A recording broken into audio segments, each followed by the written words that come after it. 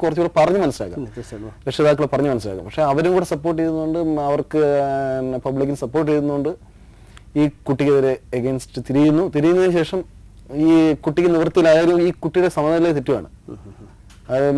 ആ സമനില തെറ്റുന്ന സമയത്ത് മുത്തശ്ശിക്ക് മനസ്സിലായി, കാര്യം ഇതൊരു കൊച്ചു കുട്ടിയാണ്, കാര്യം മുത്തശ്ശി വയസ്സായി, ഇവരുടെ കാലശേഷം ഈ കുട്ടി ഇതിനെക്കാളും അനുഭവിക്കേണ്ടി വരും. തീർച്ചയായിട്ടും അതെ. അങ്ങനെ അവസാനം മുത്തശ്ശിയും കുട്ടിയും കൂടെ സൂയിസൈഡ് ചെയ്യുന്നതാണ് ഇതിന്റെ.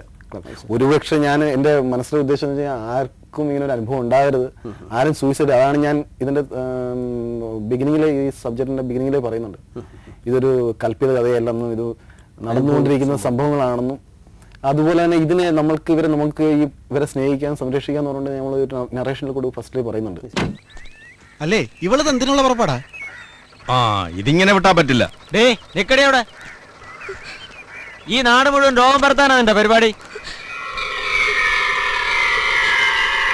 ഇവളോടൊന്നും വേദോതിട്ട് കാര്യമില്ല, ഈ രോഗമുള്ളവരൊക്കെ കൊണ്ടുവന്ന് പരത്തും. ഞാനത് പത്രത്തിൽ വായിച്ചതാ. കരയുന്ന നീ ഒന്ന് മാറിക്കേ. ഇവരോടൊന്നും പറയല്ല വേണ്ടത്, പ്രവർത്തിക്കുക. ഇവളെയൊക്കെ ചുട്ടു കൊന്നില്ലെങ്കിൽ നമ്മളൊക്കെ രോഗികളായിട്ട് മാറും. പുരുഷോത്തമ, ആ മണ്ണെണ്ണ എടുക്കണം. ഇപ്പൊ കൊണ്ടുവരാം. എന്നെ ഒന്നും ചെയ്യല്ലേ. ആ കൊച്ചിനെ ഇങ്ങ് വിട്ടേക്കടാ. അതെന്ത് വിളിച്ചു? നിങ്ങൾക്കത് പറയാം, കുഴിയിലോട്ട് കാലിട്ട് ഇരിക്കല്ലേ. പക്ഷേ ഞങ്ങൾക്ക് കുറച്ചു കാലം കൂടെ ജീവിക്കണം. അവിടെ ദേഹത്തൊന്നും തൊട്ടേക്കരുതേ, കുഴപ്പമാവും. ഇങ്ങോട്ടറി, ഇതൊക്കെ തിന്നാ.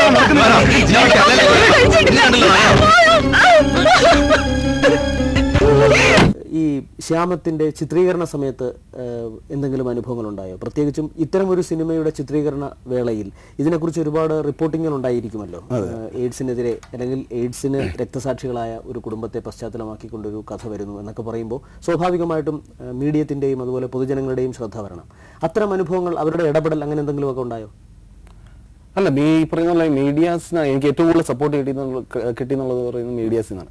കാര്യം ഇപ്പം ഞാനിപ്പോൾ ഒരുപാട് ചാനൽസിൽ ഇന്റർവ്യൂ ചെയ്തൊക്കെ കാര്യം അവരാണ് എനിക്ക് ഏറ്റവും കൂടുതൽ പ്രൊമോട്ട് ചെയ്തത് ഇവർ തന്നെയാണ്, മീഡിയാസ് തന്നെയാണ്, ഇൻക്ലൂഡിങ് AC എല്ലാവരും ഉൾപ്പെടെ എല്ലാവരും. കാര്യം ഇതിന്റെ പ്രിവ്യൂ കഴിഞ്ഞ ശേഷം ഞാൻ തുടരെ അവരിൽ നിന്ന് കിട്ടിയത് പോലും നമ്മുടെ സിനിമാക്കാരിൽ നിന്ന് കിട്ടിയിട്ടില്ല എന്നുള്ളതാണ് വാസ്തവം.